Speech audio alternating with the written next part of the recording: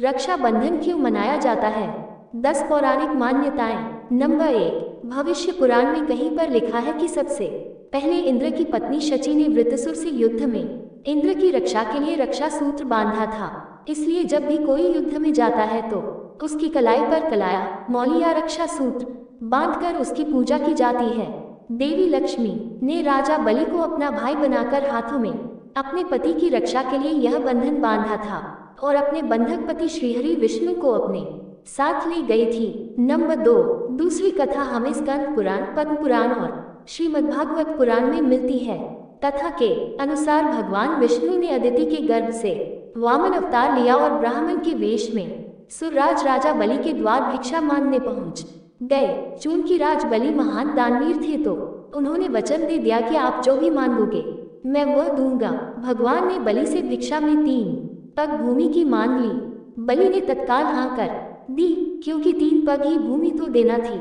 लेकिन तब भगवान वामन ने अपना विशाल रूप प्रकट किया और 2 पग में सारा आकाश, पाताल और धरती नाप लिया। फिर पूछा कि राजन अब बताइए कि तीसरा पग कहाँ रखूं।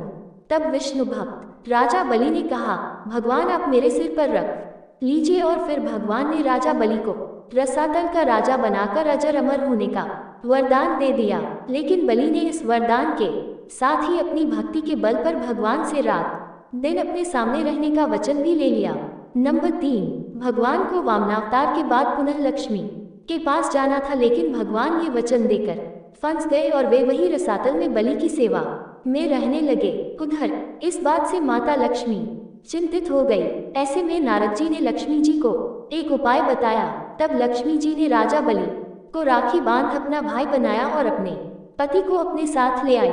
उस दिन श्रावण मास की पूर्णिमा तिथि थी। तभी से यह रक्षा बंधन का त्योहार प्रचलन में है। नंबर 4, माना जाता है कि राजसूय यज्ञ के समय जब श्री कृष्ण ने शिशुपाल का वध कर दिया था तो तब उनकी अंगुली से खून बहने लगा था। इसे देखकर द्रौपदी ने तुरंत ही अपनी साड़ी का एक टुकड़ा फाड़कर उनकी अंगुली पर बांध दिया था। इस कर्म के बदले श्री कृष्ण ने द्रौपदी को आशीर्वाद देकर कहा था कि एक दिन में अवश्य तुम्हारी साड़ी की कीमत अदा करूंगा। इन कर्मों की वजह से श्री कृष्ण ने द्रौपदी के चीरहरण के समय उनकी साड़ी को इस पुण्य के बदले ब्याज सहित इतना बढ़ाकर लौटा दिया और उनकी लाज बच गई।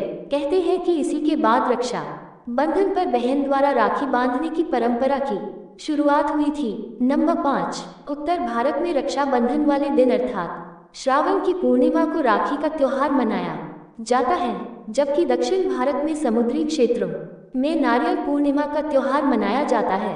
नारियल पूर्णिमा खासकर सभी मछुआरों का त्योहार होता है।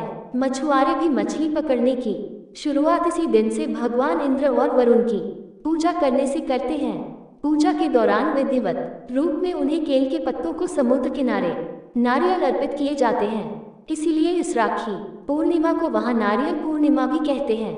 दक्षिण भारत में यह त्योहार समाज का हर वर्ग अपने अपने तरीके से मनाता है। इस दिन जनेऊ धारण करने वाले अपनी जनेऊ बदलते हैं। इस कारण इस त्योहार को अभितम भी कहा जाता है। इसे श्रावणी या ऋषि तर्पण भी कहते हैं।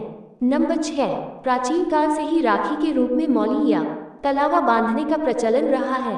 हाथ के मूल में 3 रेखाएं होती हैं जिनको मणिबंध कहते हैं। भाग्य व जीवन रेखा का उद्गम स्थल भी मणिबंध ही है। इन तीनों रेखाओं में दैविक व भौतिक जैसे त्रिविध तापों को देने व मुक्त करने की शक्ति रहती है। इन मणिबंधों के नाम शिव, विष्णु व ब्रह्मा हैं। इसी तरह शक्ति, लक्ष्मी व सरस्वती का भी यहाँ साक्षात वास रहता है। जब हम कलावा का मंत्र रक्षा हेतु पढ़कर कलाई में बांधते हैं तो ये 3 धागों का सूत्र त्रिदेवों व त्रिशक्तियों को समर्पित हो जाता है, जिससे रक्षा सूत्र धारण करने वाले प्राणी की सब प्रकार से रक्षा होती है। नंबर 7, शास्त्रों का ऐसा मत है कि मौली या राखी बांधने से त्रिदेव ब्रह्मा, विष्णु व महेश तथा तीनों देवियों लक्ष्मी, पार्वती व सरस्वती की कृपा प्राप्त होती है। ब्रह्मा की कृपा से कीर्ति, विष्णु की कृपा से रक्षा तथा शिव की कृपा से दुर्गुणों का नाश होता है। इसी प्रकार लक्ष्मी से धन, दुर्गा से शक्ति एवं सरस्वती की कृपा से बुद्धि प्राप्त होती है।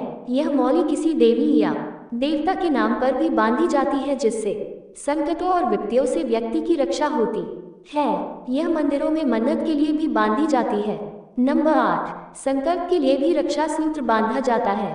जिस तरह कि राजा बलि ने 3 पग भूमि को दान में देने के पहले जल छोड़कर संकल्प लिया था कि मैं 3 पग भूमि दान करता हूँ, इसी तरह रक्षाबंधन पर हम बहन को उसकी रक्षा का वचन देते हैं। मौली बांधकर किए गए संकल्प का उल्लंघन करना अनुचित और संकट में डालने वाला सिद्ध हो सकता है। यदि आपने राखी या मौली बांधी है तो उसकी पवित्रता का ध्यान रखना भी जरूरी हो जाता है। नंबर 9, शास्त्रों के अनुसार मौली बांधने से उसके पवित्र और शक्तिशाली बंधन होने का एहसास होता रहता है और इससे मन में शांति और पवित्रता बनी रहती है। व्यक्ति के मन और मस्तिष्क में बुरे विचार नहीं आते और वह गलत रास्तों पर नहीं भटकता है। कई मौकों पर इससे व्यक्ति गलत कार्य करने से बच जाता है। नंबर 10, महाभारत में भी रक्षाबंधन के पर्व का उल्लेख है। जब युधिष्ठिर ने भगवान कृष्ण से पूछा कि मैं सभी संकटों को कैसे पार कर सकता हूँ, तब कृष्ण ने उनकी तथा उनकी सेना की रक्षा के लिए राखी का त्योहार मनाने की सलाह दी थी। वीडियो पसंद आए तो वीडियो को लाइक, शेयर और चैनल को सब्सक्राइब करना ना भूलें। जय श्री राम।